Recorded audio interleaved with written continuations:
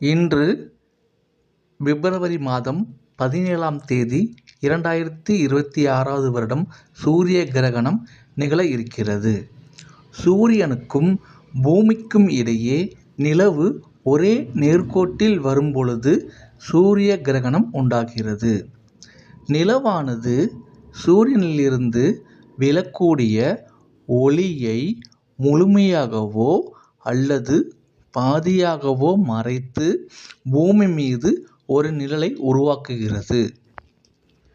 இந்த சூரிய கிரகணமானது ஒரு வருடத்தில் 2 முதல் 5 வரை தோராயமாக சூரிய கிரகணம் ஏற்பட வாய்ப்பு இருக்கும்.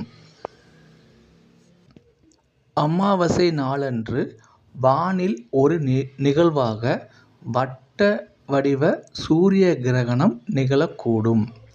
இன்று பிப்ரவரி 17ஆம் தேதியன்று மாலை 3:25 முதல் இரவு 7:55 வரை தோராயமாக 4½ மணி நேரம் இருக்கக்கூடும் என எதிர்பார்க்கப்படுகிறது.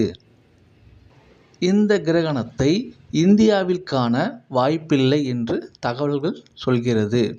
மேலும் இந்த கிரகணமானது தென்னாப்பிரிக்கா மற்றும் அர்ஜென்டினா போன்ற நாடுகளில் மட்டுமே காண முடியும்